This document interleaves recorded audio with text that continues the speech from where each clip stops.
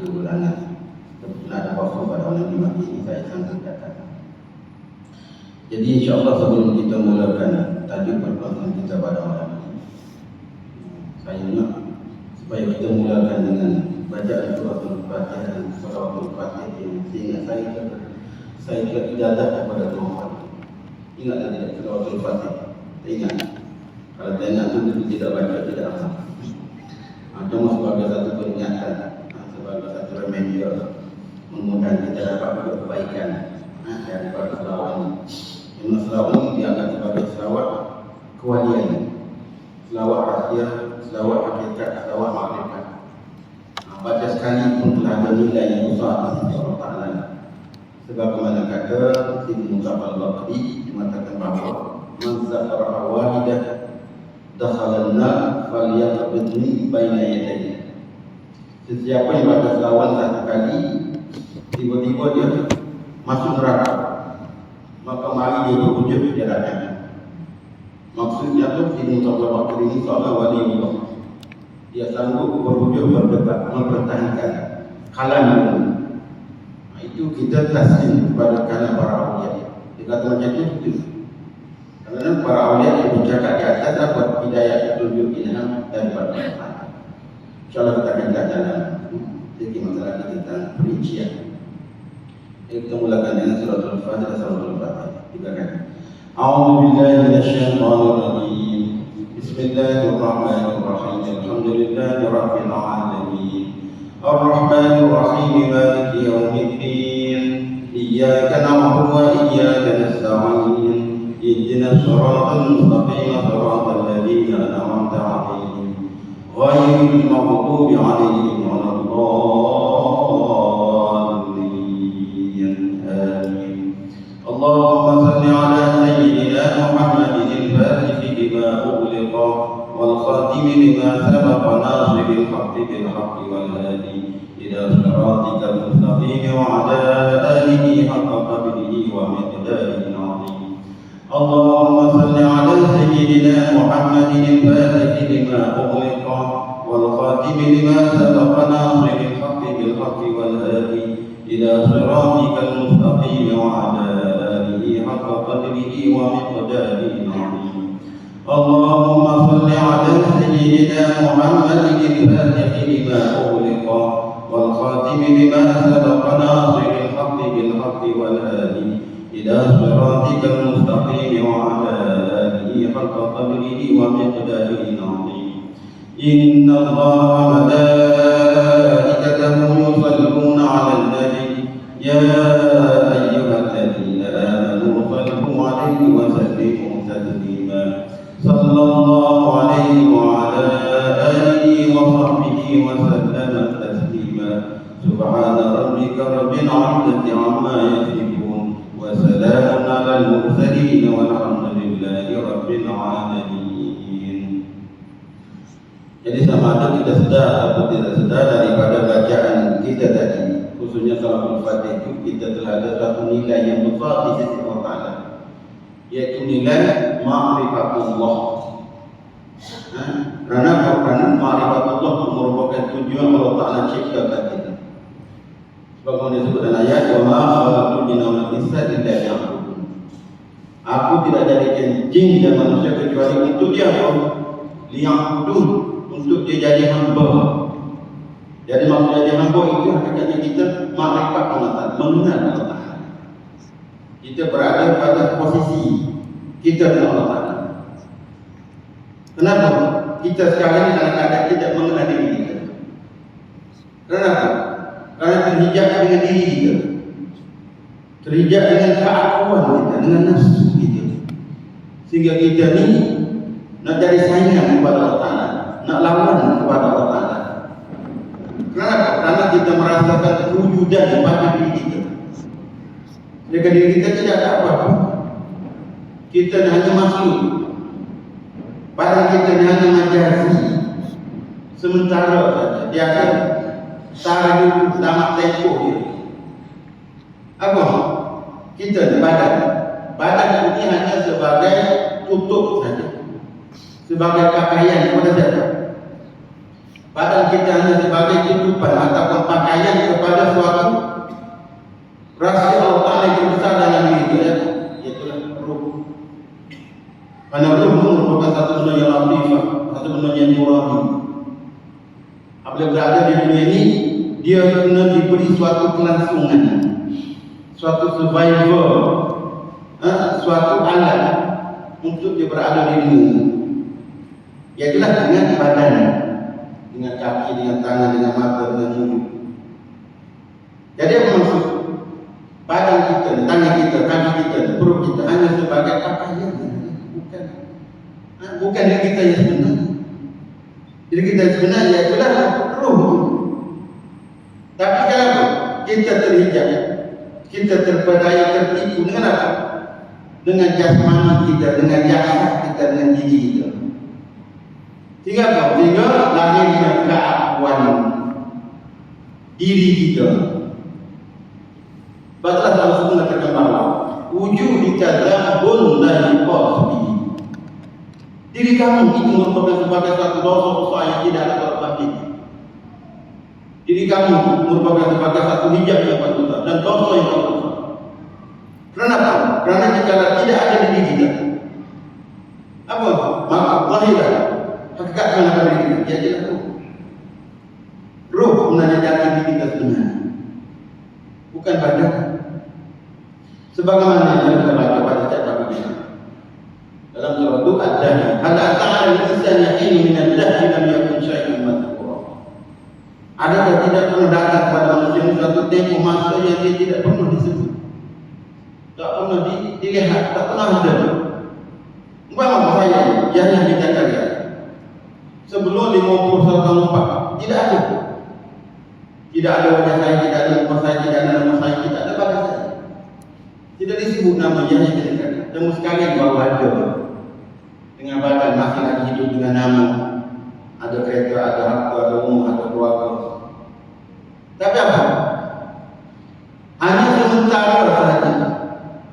Sampai satu masa dia akan kembali lagi. Dia akan hilang lagi. Kenapa? Karena badan kita ini pakaian duniawi. Badan kita ini pakaian duniawi, pinjaman daripada umum. Dan dia ada tarikh buku dia, tamatkan itu. Apabila kita menemukan, balik kita akan hancur lagi. Kalaulah ada pokok-pokok kaidah itu di kubur kita, tak? Pokok-pokok yang tersebut akan sebut lagi akar-akar pada kita. Indah itu apa? Jadi di mana kita? Tapi apa? Sekarang kita terhijab dengan diri kita. Apa dengan aku? Ini amalan aku, ini harta aku, ini keluarga aku, ini kerja aku, ini kereta aku, ini dunia aku, ini hobi aku. Terhijab dengan keakuan kita tidak ada. Jadi keakuan benar atau keakuan benar adalah keakuan Allah Taala. Zaman wujud bihaqqin illa Allah, tidak ada wujud, tidak ada wujud yang benar kecuali wujudan Allah. Jadi apa perkara yang telah ditunjukkan kepada para Nabi SAW tentang hakikat diri dia sebenarnya pada malam Isra dan Mi'raj sebagai satu peringatan. Itulah supaya kita tidak menjadikan sambutan Isra dan Mi'raj ini bukan sambutan sebagai rutinitas. Kita nak suatu intipati, suatu rahsia, suatu faedah daripada Isra dan Mi'raj. Apa? Yaitu Nabi SAW telah keluar daripada diri dia. Zaman sebelum daripada dia telah dihijab daripada melihat hakikat sebenarnya. Tiba-tiba apa? Selepas daripada Nabi SAW keluar daripada diri dia, yaitu keluar daripada diri dia, yaitu selepas daripada malaikat Jibril terdapat bersama dengan Nabi SAW.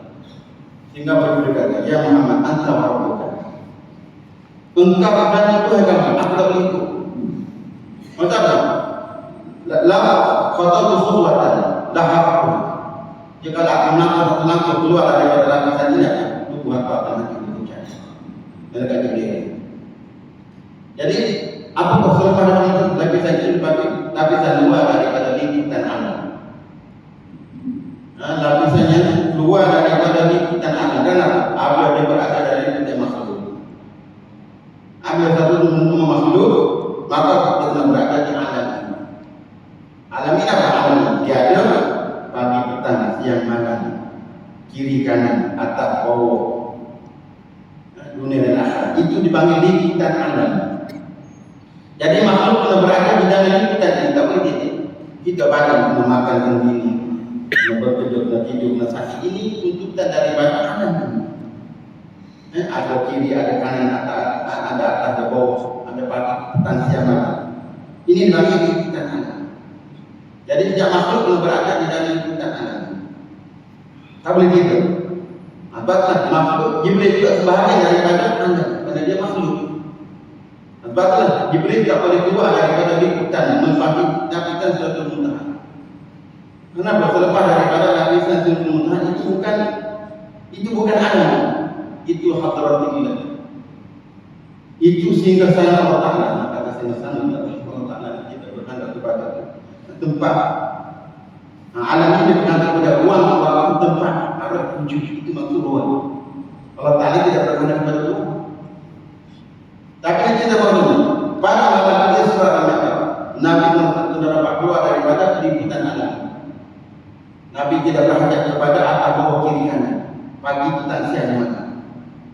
Maka tidak kita Nabi panggil sebagai hadratillah, hadrat Allah Taala. Yang tidak ada tempat, yang tidak ada arah, yang tidak ada kiri kanan. Jadi maksudnya Nabi telah dapat satu pembukaan, suatu hakikat sebenar, makrifat yang sebenar. Apa? Dia telah bertukar menjadi apa? Ruh bagi. Ruh itu merupakan sebagai apa? Sebagai intipati atau rahsia jadi diri Nabi Sallallahu Alaihi Wasallam. Nabi merupakan sebagai apa? Sebagai kajian diri Allah Taala, sebagai pensahihan Allah Taala, sebagai rahsia ilahi. Nabi ada unsur ilahi. Sehingga dapat keluar daripada liputan alam. Yang mana keluar daripada liputan alam, maka tak hidup. Tapi Nabi dapat hidup, tidak hancur. Maka dia kata sebagai Nabi telah sampai kepada hadratillah. Rupanya apa? Nabi keluar daripada diri dia. Jadi apa? Kita pun keluar daripada diri kita. Apa? Kita menentukan diri kita ini jadi ruh bagi. Jangan kita terpedaya, terkesima, tertipu dengan badan kita. Kenapa? Badan kita ini hanya sebagai survival, alat katanya. Jadi kita sengaja tidak ruh. Ruhnya apa ruh? Min amri rabbi rahsia. Sebab itulah kata tidak jadi bablaja. Orang yang menjenamakan ilmu tasawuf dan ilmu tasawuf. Orang yang arkitek, orang pertama yang menjenamakan, yang menzahirkan ilmu tasawuf. Walaupun ilmu tasawuf itu telah ada banyak, cuma tidak ada nama secara khusus. Maka Syekh Al-Baghdadi dan yang telah menjenamakan ilmu dengan ilmu tasawuf. Apa dia kata? Ruh manusia ini, ruh manusia ini perlu dikembalikan kepada sifat-sifat kondisinya yang asal, yaitu dalam keadaan apa? Mengenal makrifat Allah Taala. Sebab dalam ayat Alas birabbikum qalu bala syahid wa idza akhadha rabbuka min dhurri bani adam. Min dhurri bani adam alas birabbikum qalu bala syahid. Waktu ruh, di waktu itu kita belum dihantar ke dunia. Berkumpul semua para ruh, para awliya, para ulama, ruh semua para makhluk, manusia, lelaki, perempuan, kafir dan sebagainya berada di hadapan Allah Taala. Dalam Allah Taala, siapa? Maka ruh pada waktu itu menjawab, ya Allah. Maksudnya kita telah beriman dengan Allah Taala, kita telah bermakrifat dengan Allah Taala, kita telah bertemu dengan Allah Taala, kita telah hidup dengan Allah Taala. Itulah merupakan sebagai satu syurga yang sebenar, kehidupan yang sebenar. Tapi Allah Taala tidak kita ni hebat pada kedudukan tersebut. Kenapa? Pada kedudukan tersebut kita tidak ada musuh, kita tidak ada lawan. Kita tidak ada hijab. Kenapa Allah Ta'ala tidak kita ni berkata dengan tidak ada apa-apa dan bukti hujah? Kenapa? Ruh berkata bukti tidak ada, bukan berada dalam badan. Bukan berada dalam dia tidak makan, tidak minum, tidak makan, tidak hidup, dia hidup dia hadrah suci, bersih, murni. Maka Allah Ta'ala hantar kita kena. Untuk apa? Betul atau tidak betul? Mengaku apa sebagainya? Jadi kamu diuji. Apa hati itu anak makhluk Quran? Apa hati itu anak makhluk abat apa anak itu dan anak itu? Boleh kamu berkata dengan kamu tidak diuji? Maka Allah Ta'ala hantar kita kena diuji. Roh tadi untuk diuji, betul atau tidak? Maka ada yang percaya, ada yang tidak, ada yang gagal.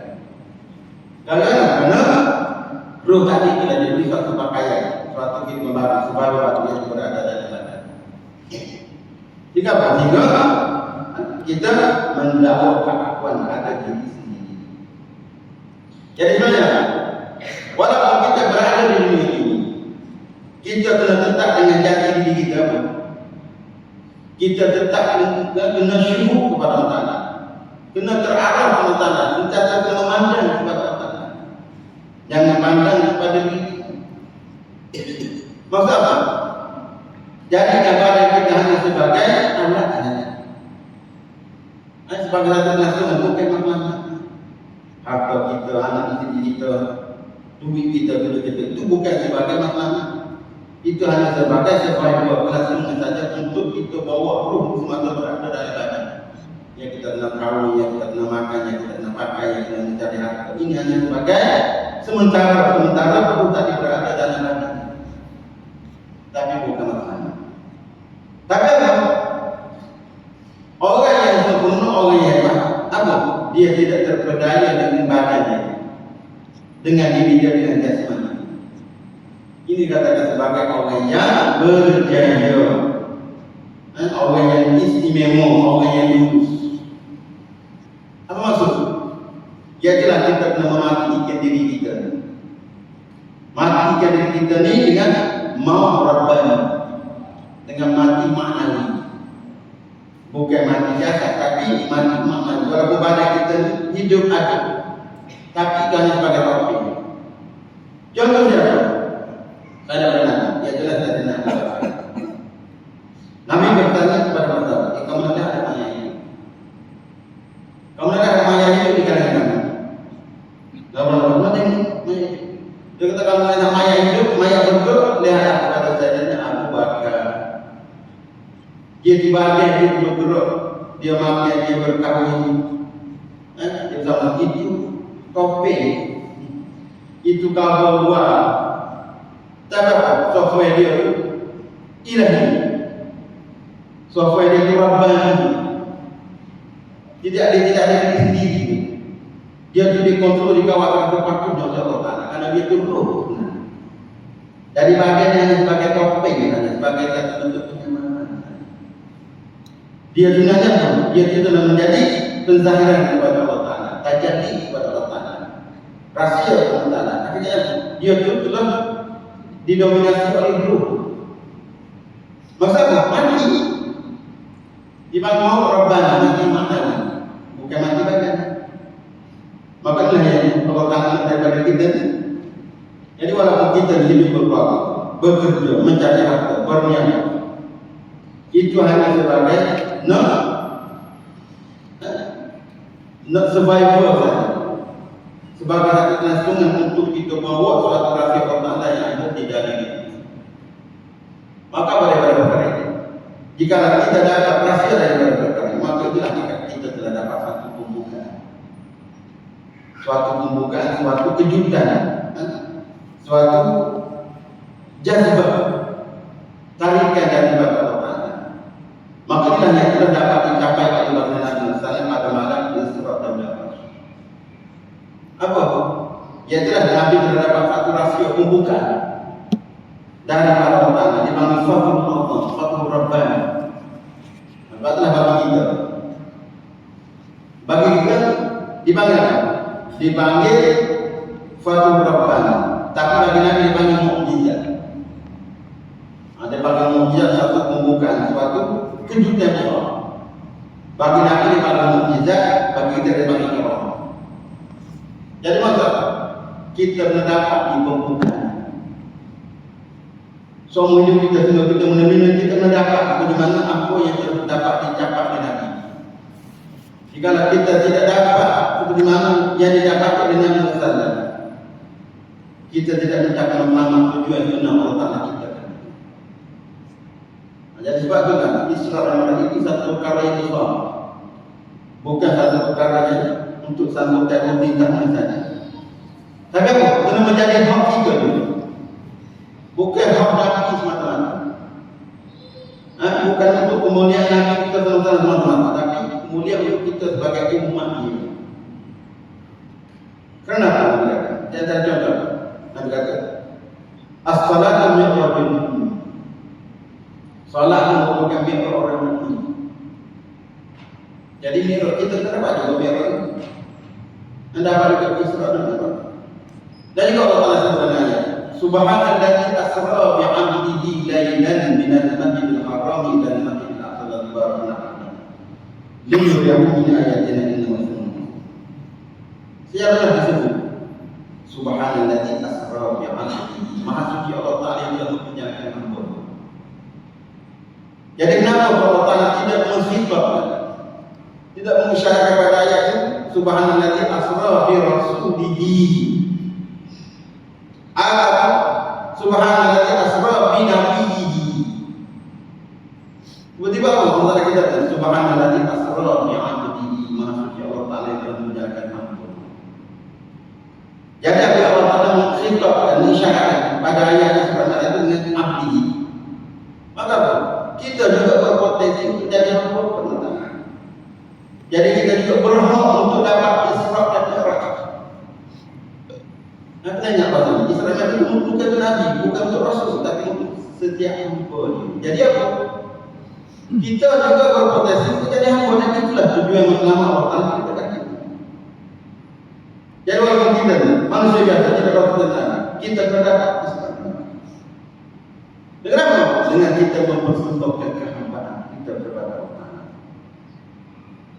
Maka Nabi Muhammad telah mempersembahkan sifat kehambaan itu, sehingga dia dapat satu kejutan, satu rahsia besar daripada Allah Taala.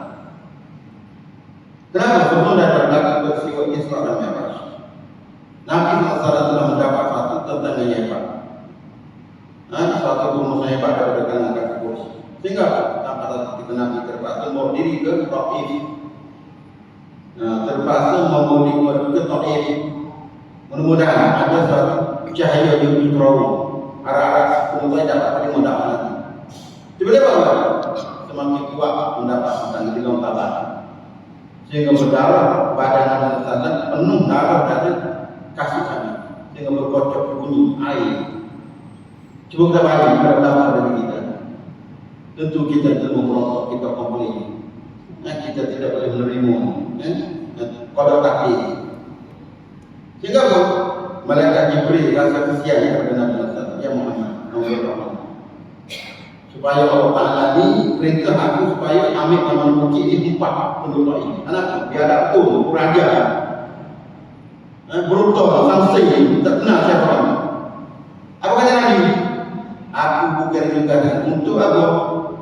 Untuk bagi-bagi kepada umat, bukan untuk berdoa untuk hancur dari umat. Apa yang kata Allahumma iqami fa innahum la ya'lamun. Ya Allah, berilah hidayah kepada kaum mereka tidak tahu. Sebab apa? Sebab Nabi boleh dimimpi Allah. Apa maksud? Ya Allah, Engkau telah letak sebagai Nabi Rasul, Rasul kamu membagi permainan ini elok supaya mudah kita dakwah. Kami pujamu ya Allah. Begitu mengapa aku sampai jadi macam ini? Di lontar aku berdarah, cedera macam mana ya Allah? Sebab Allah Nabi boleh dimimpi, diprotek komplit. Kalau kita dakwah itu jamin daripada perintah amanah Allah Taala. Betul apa? Nabi dia tidak meletakkan itu kesalahan Allah Taala. Tapi apa meletakkan kesalahan itu pada diri dia. Sehingga boleh kata Allahumma inni ashku dha'fa quwwati wa hawani 'ala an-nas wa qillati hilmi wa hilati hilati. Ya Allah, aku mengambil di atas kelemahan kekuatan. Dia tidak protes, ya Allah, kenapa kamu angkat macam ini? Kenapa kenapa? Apa? Dia tetap semua itu angkat diri dia. Ini siapa? Ini sifat kehambahan. Sifat yang Allah daripada kita. Itulah. Apabila kita ada seorang dia, Allah Ta'ala sangat penuh daripada kita. Kita tinggal, kita mengaku. Kita ni seorang hamba, seorang yang hina. Tidak ada keakuan. Awak tidak ada dan sedikitnya hilang. Dan hina yang menjadi. Maka selepas daripada Nabi, katanya orang balik Mekah. Balik Mekah, tak apa lama. Tidur di hadapan Hijri Ismail, Allah Ta'ala angkat. Allah Ta'ala angkat.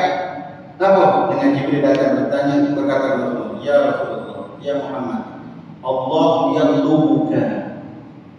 Allah Ta'ala berhajat kepada. Kata Jibril. Sepatutnya kita makhluk berhajat kepada Allah Ta'ala. Allah Ta'ala berhajat kepada makhluk. Tapi dalam sebuah jalan, Allah Ta'ala berhajat kepada Muhammad. Allah yang lubuka. Allah Ta'ala nak padamu. Allah Ta'ala berhajat kepadamu. Kemudian dia buktikan lagi dengan Allah Ta'ala mendatangkan buruk. Mendatangkan buruk sehingga Nabi bukan bergerak dengan diri sendiri dengan kekuatannya, tapi diperjalanan. Maksudnya Allah Ta'ala telah memperjalanan hamba. Jadi maksud apabila kita nak dapat keistimewaan macam ini, itulah kita nak mempersembahkan kehambaan kita kepada Allah Ta'ala. Kita kena jadi hamba. Baru kita akan dapat kemuliaan bagaimana yang kita dapat dicapai kepada Nabi SAW. Nak jadi hamba lagi, kita kena buat keakuan diri sendiri. Maka bila kita dapat buat keakuan diri sendiri, maka di situlah letaknya pembukaan. Fakul Azam, suatu jazbah, suatu tarikan daripada Allah. Jadi bagaimana kita dapat pembukaan? Nak dapat pembukaan ini kita kena menyamar sebagai Muhammad. Kita kena jadi orang yang Muhammad ini. Kenapa? Satu-satunya yang dapat bertemu dengan Allah Ta'ala, yang dapat musyahadah Allah Ta'ala, iaitu Nabi kita, Nabi Muhammad SAW, Nabi Musa SAW, Nabi Adam SAW, Nabi Yunus SAW, Nabi Ibrahim SAW, untuk musyahadah dengan Allah Ta'ala. Jadi yang dapat bertemu dengan Allah Ta'ala siapa? Iaitu Muhammad. Muhammad siapa? Muhammad ini hamba Allah ini Allah Ta'ala, hamba benar Allah Ta'ala. Jadi apa? Kita kena mengikuti. Kita kena jadi Muhammadi. Itu jadi. Karena Muhammad dan hamba itu satu benda tidak dapat dipisah. Muhammad itu hamba, Muhammad itu Muhammad. Maka untuk kita dapat keistimewaan Islam yang rakam, kita kena jadi orang yang Muhammadi. Apabila kita jadi orang yang Muhammadi, apa? Allah Ta'ala boleh pandang kita. Allah Ta'ala boleh hanya peduli dengan diri kita. Ini maksud. Tidak jadi hamba. Karena hamba, kata hamba sebut dengan perkataan abdi. Dalam ayat surat itu dengan abdul. Abdul ini maksudnya dalam bahasa dipanggil mufrad. Dalam bahasa dipanggil single. Bukan plural. Mufrad jamak. Single plural. Jadi dengan satu hamba seorang. Jadi kalau kita nak dapat Isra Mi'raj, kita menjadi hamba. Hamba Allah Ta'ala. Hamba hanya seorang, yaitu Muhammad. Maka kita kena fana diri kita, cahaya diri kita, tenggelam diri kita di dalam hakikat Nabi Sallallahu Alaihi Wasallam. Apa kita kena jadi penzahiran kepada Muhammad, penggantian kepada Muhammad. Barulah Allah Ta'ala boleh berurusan dengan kita. Saya jangan dengar dia tak boleh berurusan dengan Allah Ta'ala. Nah, pengurusi masjid tak boleh berurusan dengan Allah Ta'ala. Timbalan tak boleh berurusan dengan Allah Ta'ala. Perdana Menteri, Raja tak boleh berhubung dengan Allah Ta'ala. Hanya satu-satunya berhubung dengan Allah dia adalah Muhammad. Jadi apa di sini? Kita menjadi Muhammad. Karena Muhammad itu hamba itu Muhammad. Kita menjadi orang yang Muhammadi. Bagaimana?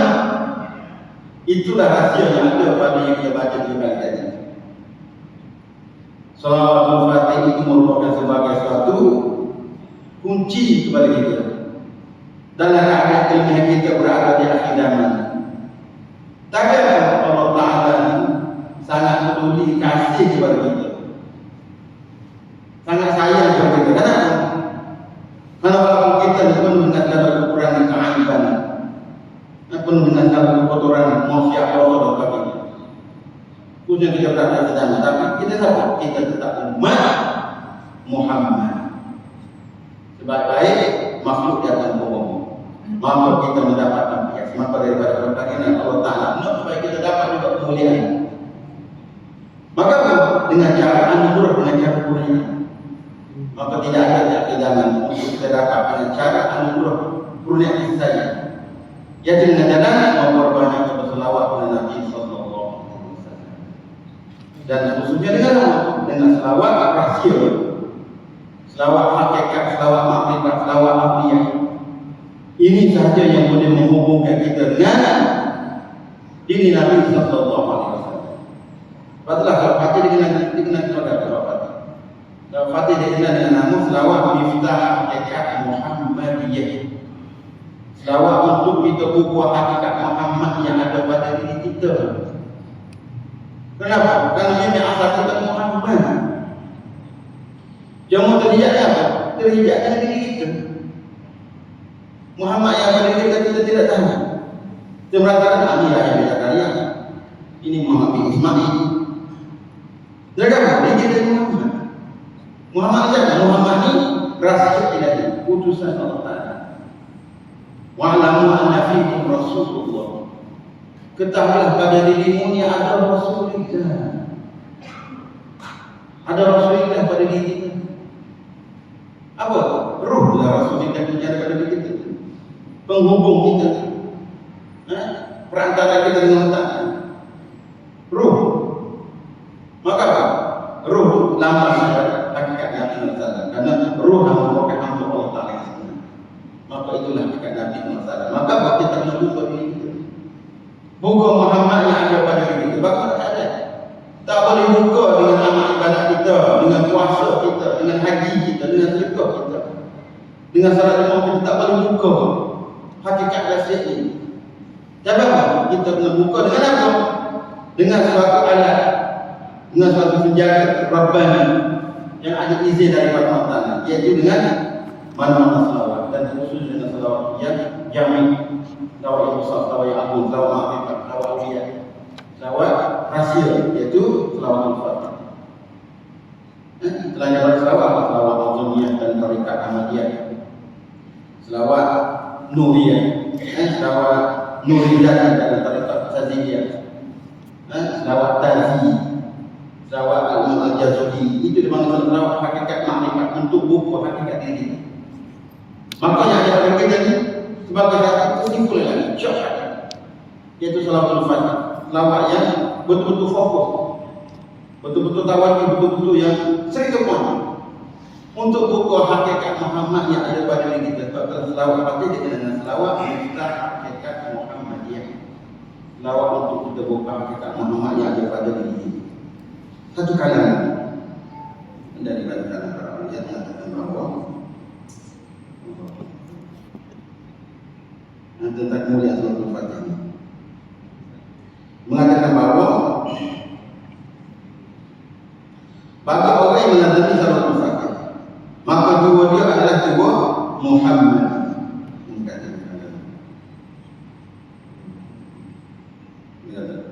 Soalnya kata sini amal hadi alasan ini.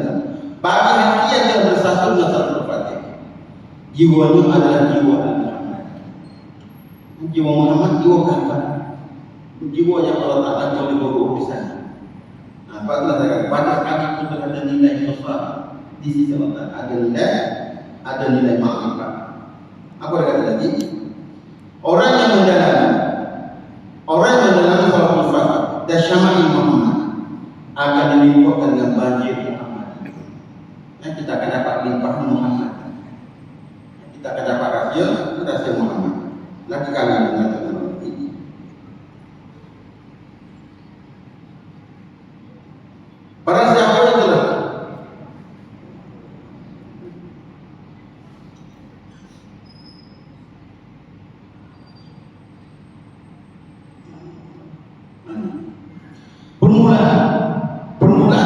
perjalanan Muhammadi itu adalah dengan berselawat. Kita nak dapat jalan Muhammadi ini. Kita dapat jalan Muhammadi ini dengan cara tasawuf, dengan cara jalan aulia. Dikatakan permulaan kepada perjalanan Muhammadi itu adalah dengan berselawat. Sehingga amalan ini akan menjadikan kita dipimpin dan menjadikannya sebagian daripada kehidupan akan menenggelamkan kita dalam pimpinan kita. Itulah kita menjadi orang yang Muhammad. Kenapa? Merit sebenarnya. Merit sebenarnya untuk kita dapat jadi orang yang